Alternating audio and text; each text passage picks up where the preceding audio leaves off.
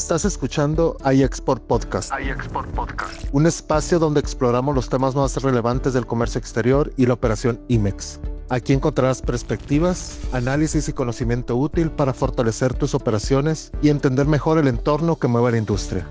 Comenzamos.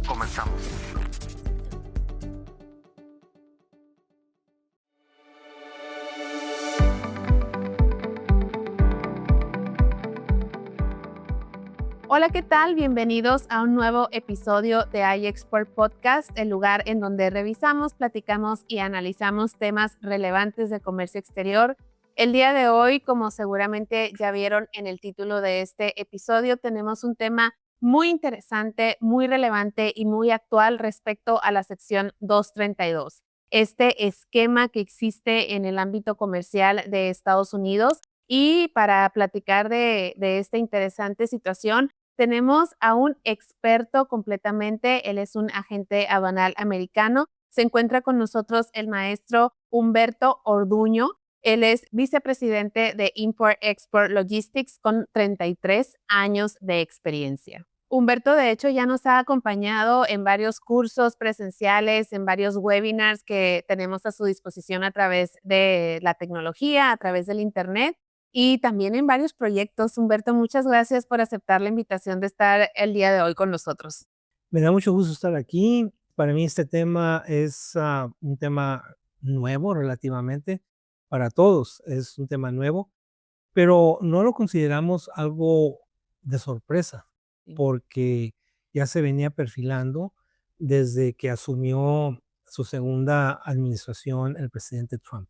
Así es, y justamente coincido por completo, son términos que hace algunos años ni existían, ¿no? Y ahora es el pan de cada día para las empresas que tienen, pues, importaciones a Estados Unidos y sobre todo aquellas que utilizan ciertos materiales sensibles, ¿no? Como el aluminio, el acero, algunos otros metales. Pero para entrar en materia, Humberto, ¿cómo podría explicar de una forma sencilla a qué se refiere la sección 232? La sección 232 tiene su base en el artículo 232 de la Ley de Defensa y Nacional de Estados Unidos. Básicamente es vamos a decirlo coloquialmente, un pretexto. Un Okey. pretexto para generar una ley que no se pasó por el Congreso de Estados Unidos. Es una ley que se tomó en base del contexto de defensa nacional de Estados Unidos y competitividad de armamento de Estados Unidos.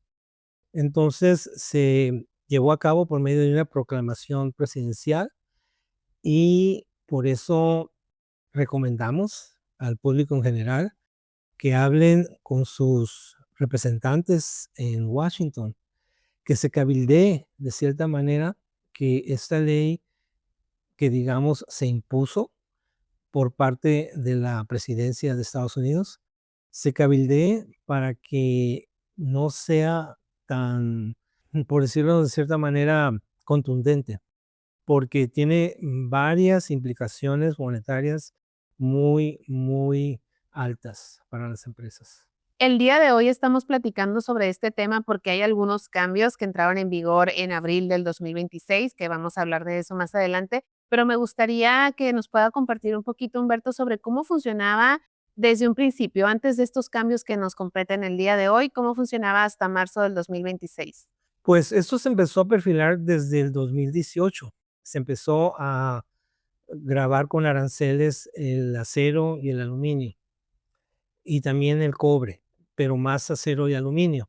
La tasa de impuestos no era muy alta, oscilaba entre el 10%, 20%, etcétera. A partir de marzo del 2025 es cuando ya se empezó a aplicar esta ley muy contundentemente. Entonces, la diferencia de marzo del 2025 y de abril del 2026 es que en marzo del 2025 se aplicaba el gravamen de impuestos sobre el valor de contenido de acero o de aluminio de un bien. Ahora se aplica sobre el valor total, algo que tenía, supongamos, un valero, ¿verdad? Que parte del valero puede ser de cerámica y parte del valero es acero. Entonces, en marzo del 2025, el 12 de marzo, se promulgó que se iba a cobrar impuestos más altos sobre el contenido de acero, pero no sobre el valor de todo el valero. Entonces, Ok. supongamos que el valero costaba o tenía un valor de $1. Entonces, el impuesto era sobre 50%, pero del valor del acero, Ok. que el acero podría ser el 10% del valor del valero. Ahora, el impuesto se aplica al 50% del valor total del valero. Entonces, si el valero vale $1, se pagan 50 centavos de impuesto.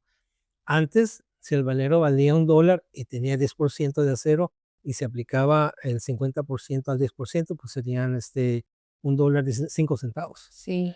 Entonces, la magnitud que cambia de 5 centavos a 50 centavos Sí, eso es lo que está afectando mucho el comercio exterior. es abismal realmente la diferencia, ¿no? Porque ahorita estamos hablando de un monto representativo, $1, 50 centavos, 5 centavos, pero los números que se ven realmente en la industria son sumamente elevados. Entonces, ahorita ya no importa si el contenido de acero, aluminio, cobre sea del 5% del valor del producto, si tiene, aunque sea 1%, va a pagar el porcentaje que aplique sobre el valor total del producto terminado.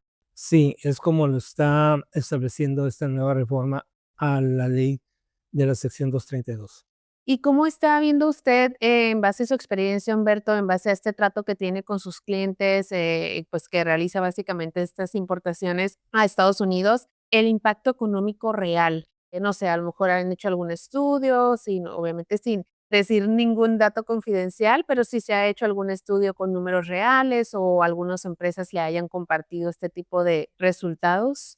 Ahorita, como es algo que es tan reciente, pues todas las empresas están impactadas y se están prácticamente deteniendo de hacer este tipo de importaciones o están importando a un almacén fiscal en Ok. donde se almacena. Esa es una buena táctica, ¿no? Ujú. Mientras se va a un almacén fiscal o bonded warehouse y ahí solamente se paga cuando se retira del almacén fiscal.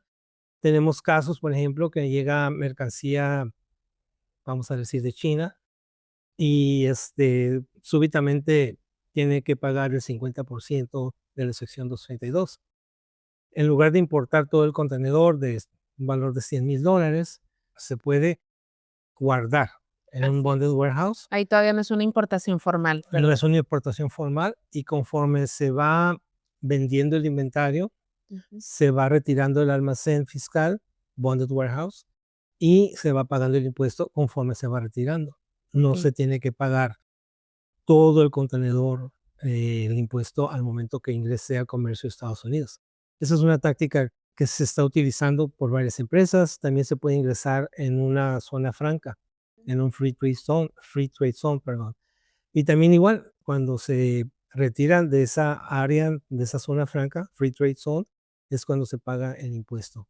Son maneras de no de evitar el impuesto, sino de solamente pagar sobre lo que se va ingresando al comercio de Estados Unidos. Que eso como que en términos prácticos podría ayudar a disolver el flujo, ¿no? Que el impacto no sea de uno, sino que ya tengan asegurada, como menciona, alguna venta o algún propósito final. Entonces, ir diluyendo esos pagos conforme a necesidad, ¿no? Exactamente, Ujú. exactamente.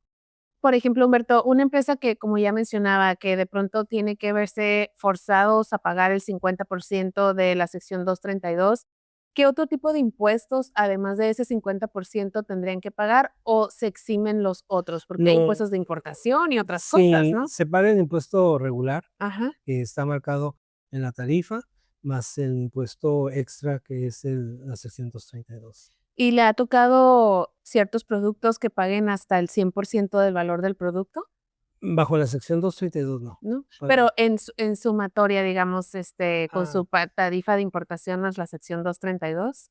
am, algunos productos de China, pero eso fue en el pasado. Okey, Ahorita ya eso se está más controlado en ese sentido. sí, pregunto porque, pues, definitivamente pagar el 50% más el porcentaje de importación, eleva muchísimo los costos, ¿no? Al final ese tipo de aumentos, por lo que hemos incluso platicado en otras ocasiones, lo termina pagando el consumidor en Estados Unidos. Pues en realidad el que paga el impuesto es el importador, pero el importador va a trasladar esa erogación económica al consumidor en Estados Unidos.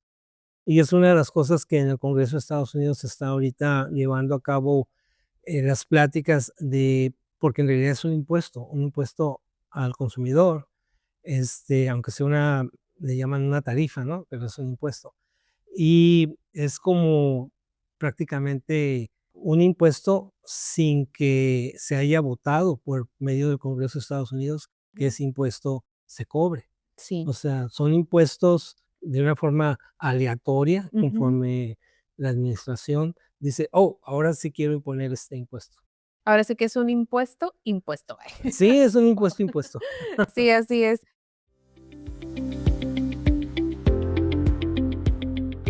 Cuando los datos de tus importaciones no coinciden, el costo puede ser mayor de lo que te imaginas. Con el conciliador de entry de iExport, automatizas la comparación entre tus facturas y los entries declarados ante la autoridad en Estados Unidos, detectando discrepancias antes de que se conviertan en pérdidas o incumplimientos. Así, obtienes mayor control sobre tus operaciones, tomas acción dentro de los plazos legales, evitas pagos innecesarios y generas grandes ahorros, todo desde una solución en la nube integrada a tus procesos de comercio exterior. Mejora el control de tus importaciones. Visita nuestra página web iexport.com. Y en este cabildeo que se está haciendo a través de organizaciones, a través de, me imagino, la iniciativa privada, por supuesto, ¿se ve como que vaya a haber algún tipo de avance que se pueda tumbar, digamos, a este arancel? Bueno, sí hubo una instancia en que se tumbó el arancel IEPA, el del fentanilo, Sí. por parte de la Corte Suprema de Justicia de Estados Unidos. Ujú. Y también ahí quiero no salirme del tema, pero es algo muy importante. Ese impuesto a partir del 20 de abril se puede empezar a recuperar. Ok, porque se tumbó después de este cabildeo. Sí, Y es exactamente. retroactivo, lo que las empresas Sí. hayan pagado por IEPA, Ajá. ¿lo pueden recuperar? Sí, Ah, excelente, sí. buena noticia. Hay varias maneras que se puede recuperar, pero es un procedimiento, pero se Sí. pueden aplicar de diferentes maneras.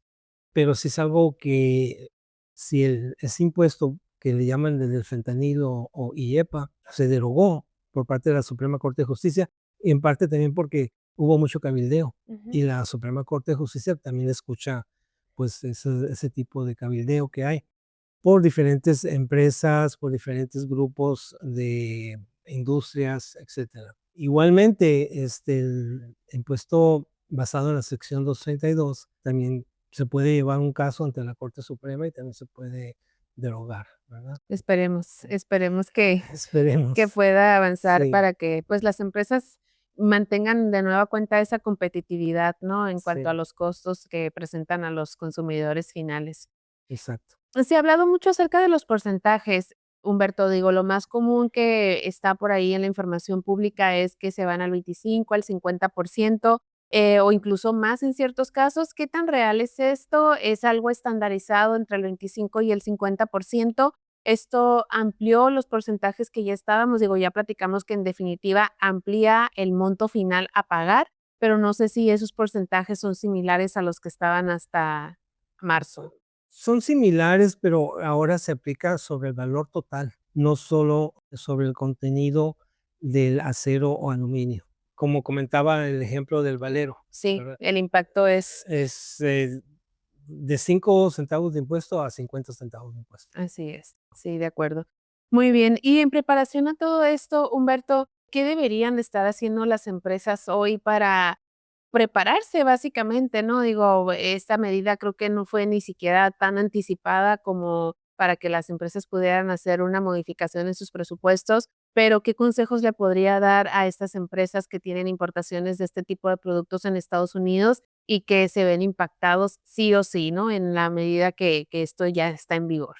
Como comentas, se proclamó el anuncio de esta nueva ley, por decirlo de esta manera, el 2 de abril y se implementó el 6 de abril.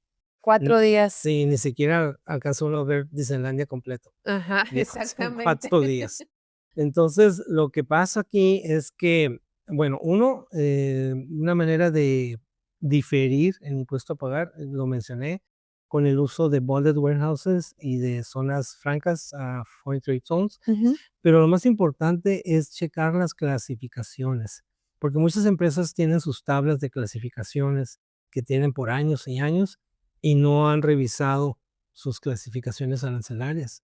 Y como todo está basado, la ley 232 se aplica según, le llaman anexos, pero en realidad son listados de códigos arancelarios. Entonces, tal vez algo de veras no debería estar clasificado en un código arancelario que está incluido en la nueva lista que publicaron. Entonces hay que mirar las clasificaciones en Ujú. primer lugar. O sea, ¿están correctas? ¿Podemos mejorarla? ¿Qué hacemos, verdad? También empresas que producen sus propios ensambles, subensambles, etcétera, también pueden tratar de tener ingeniería de clasificación arancelaria. De cierta manera, acomodar sus procesos y sus insumos para que caigan en una clasificación arancelaria que no esté en los listados que publicaron. Ujú. Los listados que publicaron para la sección 232 que empezó el 6 de abril, perdón, 6 de abril, Sí. Ujú. son 58 páginas. Entonces son el anexo uno, el anexo 1A, el anexo 2, etcétera, etcétera. Sí. Y aparte de estar listando las clasificaciones, hay párrafos donde dice, hay una excepción, o esto no se puede hacer, o hay que tomar en cuenta el país de origen en los listados. Entonces, hay que sentarse concienzudamente y revisar si el producto de esta fábrica, de este corporativo, etcétera, de veras está bien clasificado. Okey. O si hay manera de cambiar el sourcing. Si se puede hacer de Estados Unidos algo, pues entonces ya no paga ese impuesto. O si es del Reino Unido, paga el 15%. Okey. Son los únicos países que tienen una tasa más baja. Es decir, Canadá y México a través del TEMEC, No, no, no, igual. igual. Okey, yo pensé que, mire, qué bueno estas conversaciones, porque a veces uno asume cosas, ¿no? De que si existe el TEMEC, el USMCA, pues bueno, si viene de México, pues tal vez está exento de la 232, pero no. No, Ujú. lo que exentaba el TEMEC era el IEPA, Ujú. pero como el IEPA ya se derogó, Sí, entonces, ya no hay este, beneficio no. relevante. Ujú. Okey, bueno. Y lo tradicional, la ración arancelaria del país de origen y la MPF, que es básicamente el derecho de trámite aduanero en Estados Unidos, Así con es. el TEMEC. Okey, Ujú. muy bien. Y ya para ir cerrando, Humberto, respecto al, pues, el impacto, ¿no? En Estados Unidos, en México, que digamos, estamos aquí en frontera, grabando en la ciudad de Tijuana, Import-Export Logistics está en San Diego, California, y pues de alguna manera tenemos esta visión de ambos lados de la frontera, ¿no? ¿Cómo ve usted este impacto en un futuro próximo sobre esta situación? Que deberíamos estar anticipando para 2027 en el caso de las empresas y, pues, de los importadores en general, ¿no? Bueno, el impacto es muy detrimental si la situación sigue igual.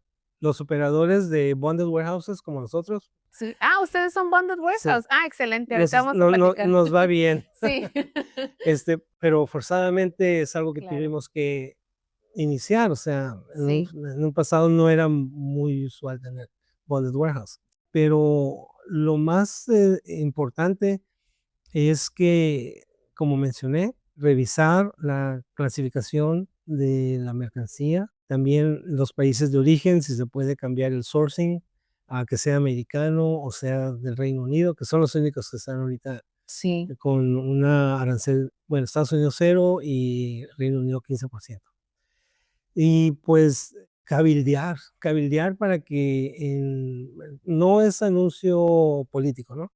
Pero si cambia el Congreso a un Congreso demócrata y cambia el Senado a un Senado demócrata totalmente, entonces se puede hacer que las leyes se ratifiquen por el Congreso y no sea una promulgación presidencial. okey, sí. Que Entonces, es lo más sano, ¿no? Porque no se debería de ser juez y parte en este tipo de situaciones comerciales por politizar el comercio. exactamente, lo que acabas de comentar, Lorena, juez y parte. O sea, Ujú. ahorita el Poder Ejecutivo de Estados Unidos es juez y parte de todas estas modificaciones.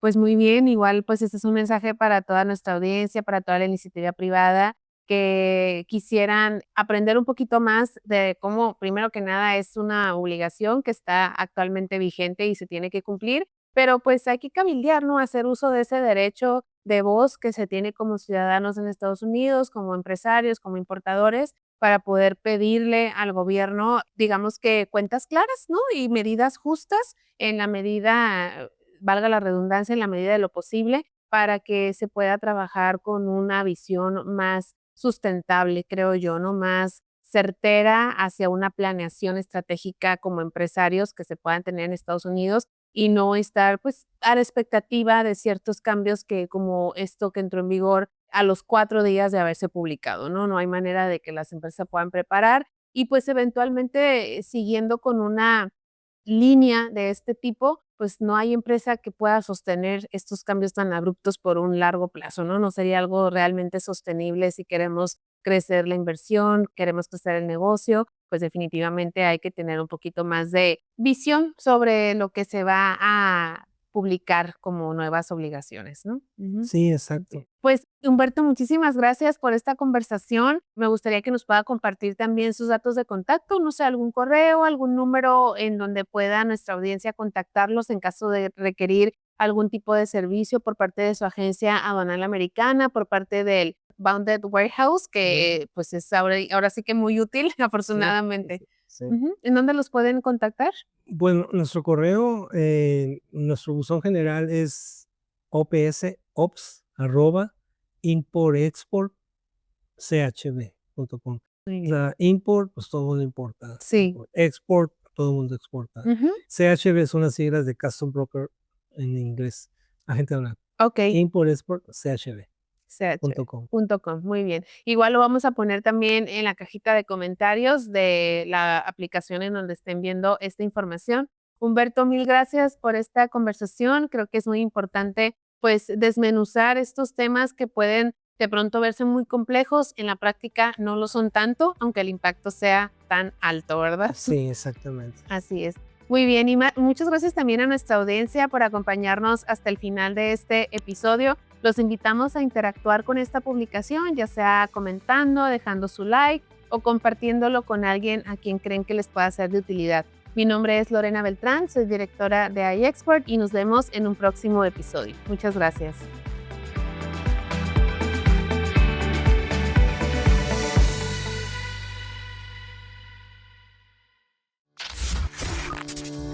Esto fue iExport Podcast, el punto de encuentro para mantenerse al día en comercio exterior, cumplimiento y operación IMEX.